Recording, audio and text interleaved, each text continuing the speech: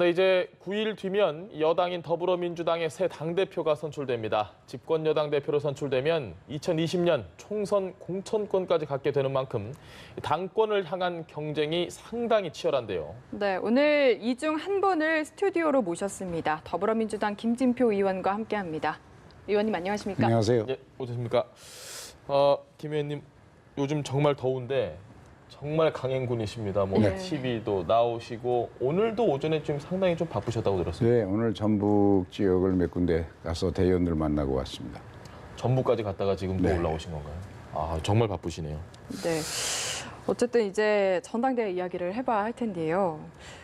좀 선거가 9일 정도 남았는데 여전히 여론조사 기관마다 조금 차이가 있긴 하지만 이해찬 후보가 1위인 경우가 많습니다. 그것은 이제 잘못 해석해서 그런데요. 예. 예. 일반 국민들을 다 포함하다 보면 인지도가 높은 이해찬 후보가 1위로 나오지요. 예. 그런데 이제 우리 당의 당대표 결정 기준은 대의원, 당원이면서 대의원인 사람이 45%, 예. 그다음에 권리당원인 사람이 40%, 일반 국민은 10%, 일반 당원이 5% 이렇게 비중을 차지합니다. 예. 그러니까 당원들이 중요한데 당원을 중심으로 한 여론조사에서는 오늘도 제가 1등으로 나오고 예. 벌써 일주일 전부터 당원을 중심으로 한 여론조사에서는 제가 계속 1등입니다. 특히 권리당원의 비중은에서는 제가 더 훨씬 더 앞서가고 권리당원 중에서도 뭐 친문 쪽이 자체적으로 한 커뮤니티 조사는 제가 뭐 75% 이상 앞 나오고 이러기 때문에 예. 제가 언론과 인터뷰에서 이제 다음 주부터는 아니면 이번 주말부터는 제가 1강으로 올라갈 거다 그런 얘기 했는데 예. 그게 저는 실현되리라고 생각합니다. 그럼 요즘 일반 시민을 대상으로 나오는 이런 여론조사에 대해서는 별로 뭐 달갑지는 언론에서도 않으시죠? 이제 그걸 다 알기 때문에 예. 실제로 우리 당대표 결정하는 거와 근접한 걸 가지고 조사를 해야 되니까 당원이 제일 중요한 것이죠. 전체의 85%를 차지하니까. 알겠습니다. 전대 앞두고 지금 뭐 관심이 상당히 높습니다. 그런데도 불구하고 문재인 대통령과 지금 더불어민주당 지지율이 동시에 하락을 하고 있습니다. 대선 이후 거의 최저치라는 이야기도 있고요. 이런 상황에 대해서는 어떻게 보고 계십니까? 제일 큰 것은 경제, 특히 민생 경제가 어려운 것이 예. 가장 큰 것 같습니다. 그런 점에서 이번 당대표를 뽑는 기준은 즉 전당대회의 우리 당에서 따라야 할 시대 정신은 경제 살리기다. 예. 그래서 사실은 경제를 좀 살려보려고 그런 당대표가 되려고 유능한 경제 정당을 만들려고 제가 당대표에 도전을 하게 된 겁니다. 알겠습니다. 네, 언론에서도 경제 소방수라고도 불리고 계신데 구체적으로 좀 들어가 보면은 금융개혁 얘기를 많이 하시고요. 또 중소벤처기업 창업 열풍 일으켜야 한다 이렇게 이야기를 하셨는데 좋은 이야기인 건 알겠는데 구체적으로 어떻게 할지가 궁금해지거든요. 구체적으로도 다 얘기했는데 언론에 시간이 없으니까 저 보도를 안 해주시게요. 예, 얘기해 주시죠. 예, 이제 우리 경제가 문재인 정부 들어서 경제가 갑자기 나빠진 게 아니죠. 예. 지난 25년 동안 계속 내리막 성장이었습니다. 이것을 반전시키기 위해서는 경제를 움직이는 핵심 주체를 바꿔야 됩니다. 지금까지는 재벌이 중심이었습니다. 예. 재벌 중심의 성장 정책으로는 한계가 있다는 것이 드러났기 때문에 그 성장 주체를 중소벤처기업으로 바꿔야 하고 그러려면 가장 소망스러운 것은 2000년대 우리가 겪었던 중소벤처 창업 열풍이 일어나야 되는데 그걸 가로막고 있는 것이 금융이 지나치게 안정 위주로 네. 담보 잡고 이자 꼬박꼬박 받는 융자의 98.8%. 자기가 위험부담하고 중소벤처를 찾아서 투자하는 것은 1.2%밖에 안 합니다. 근데 미국은 투자 비율이 60%가 넘어요. 예.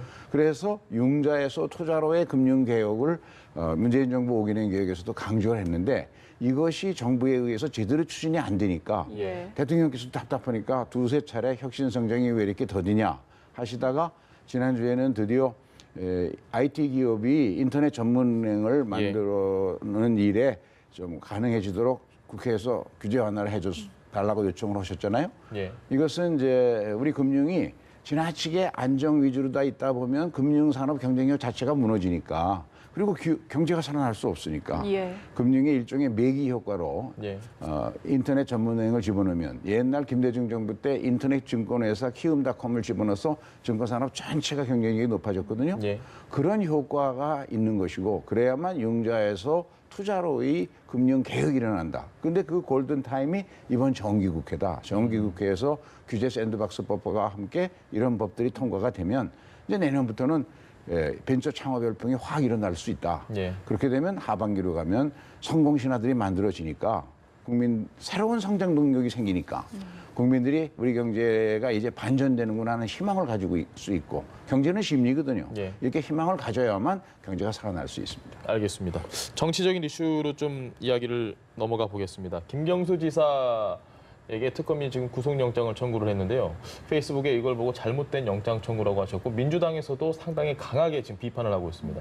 일단 어떻게 생각하시는지 정리 좀 해주시죠. 네, 제가 이미 페이스북을 통해서 밝혔습니다만 김경수 지사는 자진해서 우리 당에서는 반대했는데도 내가 특검 받겠다 이렇게 예. 자진해서 특검을 수용해서 특검이 만들어졌거든요. 네. 그리고 지금까지 뭐 그 바쁜 중에도 2차례나 가서 성실하게 조사를 받았고 예. 그리고 절대 도주할 염려가 없고 근데 왜 구속영장을 청구하는지 이해할 수가 없어요. 국민들도 그런 것 같은데 그런 점에서는 뭐 좀 이제 법원이 제대로 판단하시겠죠. 알겠습니다. 더불어민주당 대변인은 지금 이 영장 청구를 두고 억지이자 쇼이다, 엄정한 책임을 묻겠다라고 이야기를 하는 이 상황에서 사실 뭐 검찰에 대한 강도 높은 여당의 비난, 야당이 아니지 않습니까? 여당의 비난 이런 걸 보고 너무 검찰 특검을 쪼는 게 아니냐, 여기에다가 법원의 가이드라인을 제시하는 게 아니냐라는 비판까지 나오고 있습니다. 사법부가 지금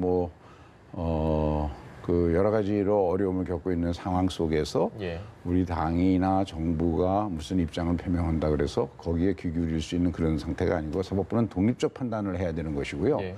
다만 특검이 잘못 갈 때에는 너무 지나치게 정치적인 어떤 해석이나 그런 거로 접근할 때는 그거는 정당하게 비판을 해줘야 제대로 특검이 균형 감각을 갖고 제대로 지켜가지 않겠습니까? 알겠습니다. 그런 것은 과거의 특검 때도 야당이나 여당이나 반드시 잘못된 것은 비판을 하고 헐소리를 했죠. 알겠습니다. 네. 안희정 전 지사는요, 지금 비서 성폭행 논란을 받고 있는데 1심에서는 무죄가 나온 걸 두고 지금 후폭풍이 거셉니다. 여기에 대한 생각은 어떠십니까? 그거는 이제 아직도 항소심, 상소심을 예, 남겨놓고 남았죠. 있고요. 예. 그리고 피해자가 있는 문제고 하기 때문에 섣불리 뭐라고 얘기할 수는 없고 상소심을 지켜봐야 되겠죠. 다만 뭐 안희정 지사도 여러 차례 사과를 했지만 도덕적으로는 이거는 정치인으로서 해서는 안 될 일을 했다 예. 하는 점에서 우리 정치인들에 대한 미투 운동과 관련해서 좀 더 분명한 도덕적인 기준이 필요한 때다. 네. 그런 생각은 합니다. 알겠습니다. 뭐 비슷한 질문일 수도 있는데 이 무죄를 놓고 사법부를 비판하는 목소리도 많습니다. 그 목소리에 대해서는 의원님께서는 어떻게 생각하십니까? 소위 이제 여성들의 성적 자기의사 결정권을 어떤 기준으로 보느냐 하는 것은 시대와 문화가 바뀌면서 나라별로 달라지는데 우리는 조금 그것을 여성들에게 너무 너무 여성들에게 불리하게 지금까지 해온 판례의 관행이 있는 것 같습니다. 이것은 새로운 시대에 맞추어서 그 기준, 여성들의 저항 능력을 어디까지 인정해 줘야 될 거냐 하는 것은 그 사회 문화에 맞춰서 좀 인정 기준을 여성들의 권리를 신장하는 쪽으로 높여줘야만 이 미투 운동, 미투와 같은 이런 자유의사에 반하는 성적 폭행, 이것도 폭행 아닙니까? 그런 일들이 없어지리라고 생각합니다. 알겠습니다. 다시 의원님께로 좀 눈을 돌려서요. 성향이 당 평균보다 보수적이다라는 평가도 있습니다. 이 평가에 대해서는 좀 어떻게 이야기를 하실 건가요? 저는 동의하지 않습니다. 이유는 제가 이제 그렇게 평가가 나오는 것은 당내의 유일한 관료 출신이기 때문에 그렇습니다. 예. 관료 출신이 가지고 있는 이미지가 저한테 더 씌워져 있는 거죠. 그것은 그런데 이제 제가 관료 생활을 주로 하는 동안에 지난 30년간 대한민국의 커다란 경제개혁 조치는 다 지선을 거쳤습니다. 예. YS 정부 때 금융실명제, 부동산실명제를 성공시켰고요. 그 점을 김대중 대통령님이 제 개혁 의지를 높이 평가해서 IMF 외환위기 극복 과정에서 재벌개혁, 금융개혁을 저한테 맡겨서 제 손으로 30대 재벌 중에 16개를 정리했고 그 여파로 시중은행 8개를 4개로 통폐합했습니다. 또 노무현 정부 때는 주 5일 근무제를 많은 반대하고 제가 추진해서 안착을 시켰고요. 그래서 실무 관료들 사이에서는 저를 개혁진표다, 지나치다 뭐 이렇게까지 얘기하는데 예. 우리 정치권에서는 관료들에 대한 일정한 거부감이 있거든요. 관료들이 기득권을 옹호한다, 관료들이 변화를 싫어한다 이런 이미지가 저한테 더 씌워져 있는데 제가 그래서 저는 개혁진표입니다 이렇게 늘 얘기합니다. 알겠습니다. 개혁진표라는 걸 잘 좀 기억을 해보도록 하겠습니다. 그 여당 대표의 가장 큰 역할 중에 하나가 청와대의 관계인데요. 사실 지난 15개월의 과정을 보면 문재인 대통령만 보이고 여당은 보이지 않았다라는 그런 비판도 있습니다. 앞으로 만약에 당대표가 되신다면 청와대의 관계 설정은 어떻게 하실 생각이십니까? 저는 문재인 대통령이 너무 외로워 보인다라는 그 인터넷에서 당원들의 예. 이야기를 많이 듣고 공감을 합니다. 마치 대통령 혼자 저 남북관계며 뭐며 다 혼자 하시고 당이나 정부는 쳐다보고 박수나 치고 있다. 뭐 이런 비판도 있더라고요. 예. 그런데 이래서는 안 됩니다. 당 정청은 운명 공동체입니다. 어느 쪽 한쪽이 잘못해도 바로 다음 선거에서는 그 당 정청 전체에게 심판이 내려지니까 예. 당이 좀 더 주도적으로 나서야 됩니다. 당이 좀 더 주도적으로 나서서 경제 살리기에도 앞장서야 됩니다. 왜냐하면 당 정책이 같이 머리를 모아서 만든 것이 문재인 정부 국정운영 계획이고 제가 그것을 총책임을 지고 만들었는데 예. 그때는 정부도 당도 청와대도 함께 모여서 만들었습니다. 그런데 그 계획이 제대로 집행 안 되는데 그것을 어느 수 답답했으면 문재인 대통령이 직접 나서서 촉구했겠습니까? 그러면 이제 그걸 당이 뒷받침해줘서 당청이 정부 관료들을 상대로 이 개혁이 제대로 이루어지도록 금융개혁이 예. 그런 당정청의 어떤 공동운명체가 만들어지려면 당이 더 주도적으로 나서서 문재인 대통령을 뒷받침해줘야만 그게 가능해집니다. 좀 쉽게 질문을 한번 드려보겠습니다. 예. 시청자분들을 위해서 쉽게 답변을 해주시면 좋겠는데 청와대와 결이 다를 수도 있는 상황이 분명히 생길 수 있다고 봅니다. 이 국정 운영을 하다 보면 그런 경우에는 어떻게 하시겠습니까? 만약에 당대표가 되신다면. 저는 문재인 대통령과 이제 오랜 그 서로 논의, 토론 또 지지 과정에서 예. 그러니까 선거 과정에서 많은 토론을 했고 그다음에 국정운영 5개년 계획을 만들면서 또 깊이 있는 토론을 많이 해서 문재인 대통령의 개혁 의지라든가 국정 철학이라든가 민생경제 살리기에 대한 열망을 누구보다 잘 압니다. 예. 지금은 그런 이견이 생기기 전에 그 합의된 5개년 계획이 제대로 속도감 있게 실천이 되어야 어려운 경제 문제를 해결해 내는데 예. 그것이 실천이 안 되고 있는 상황이니까 거기에 대해서 당이 강하게 주도권을 잡고 드라이브를 걸어줄 때라고 생각합니다. 그래서 그것을 만일 내각에서 제대로 못 맞춰주면 관료들을 질책하고 필요하면 청와대에 요청해서라도 필요한 말 안 듣는 관료들은 바꿔서라도 이 국정계획을 제대로 추진해서 속도감을 내줘야만 경제가 살아나고 예. 당정청이 공동운명체로서 국민들에게 제대로 평가받을 수 있지 않겠습니까? 그게 급한 때지 당청의 이견은 저는 상상도 안 합니다. 왜냐하면 예. 그런 일이 있을 수가 없습니다.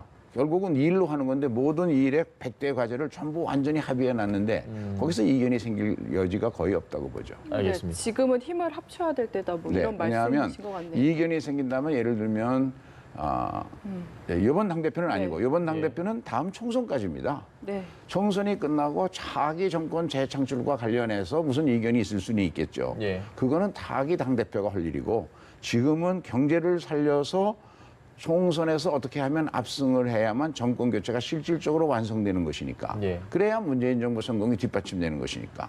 그런 쪽을 제가 당대표가 되면 주도적으로 해서 당청의 협력을 확인하면서 정부와 함께 공동운명체로 가자는 것이죠. 알겠습니다. 네, 어쨌든 전당대회 열기가 점점 더 뜨거워지고 있는데 이것도 여쭤보고 싶었습니다. 송영길 후보가요. 전해철 의원이 당규 위반이 아닌지 확인해달라고 요청을 했고 당 선관위에서 구두로 경고를 했습니다.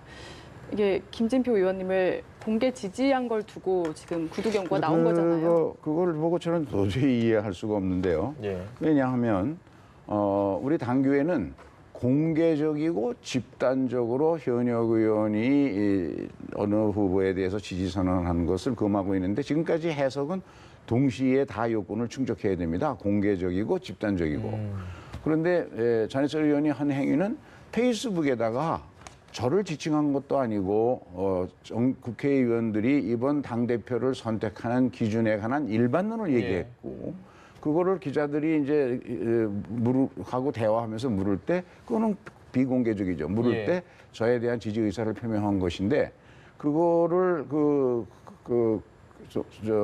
법률 전문가인 송 의원이 문제 제기한 것도 이상하고 그런데 그것보다 더 직접적으로 지지 의사를 표명했던 이종걸 의원이라든가 또 다른 의원들이 한 너댓 명 있었어요. 박범계 의원. 박범계 의원이나 그런 사람들이 할 때는 가만히 있다가 이제 저를 지지한 것도 아니잖아요.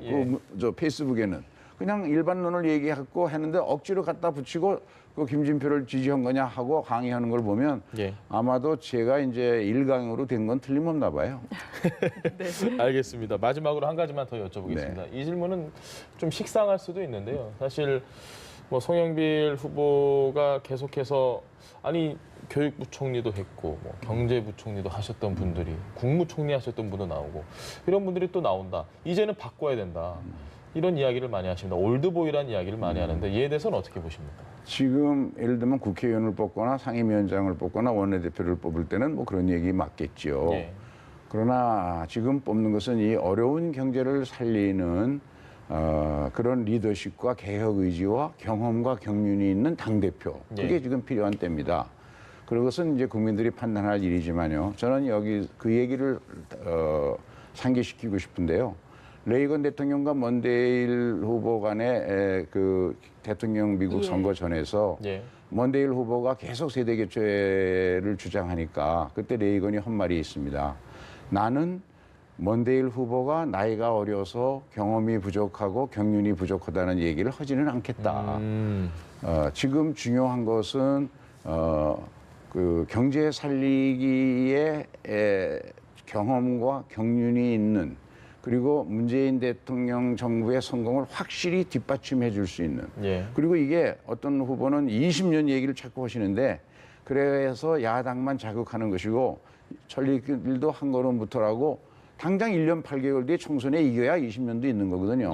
1년 8개월 뒤에 총선에 있어서는 거의 90% 이상이 경제로 결정되기 때문에 국민들이 볼 때, 당원들이 볼 때, 대의원들이 볼 때는 누가 더 경제를 살릴 수 있는 효과적인 리더십, 유능한 경제정당을 만들 리더십을 가지고 있냐. 그 구체적인 전략을 제시하는 후보를 뽑아주리라고 저는 믿습니다. 알겠습니다. 네, 알겠습니다. 지금까지 더불어민주당 전당대회 치르고 있는 김진표 후보와 함께 해왔습니다. 말씀 잘 들었습니다. 고맙습니다. 감사합니다.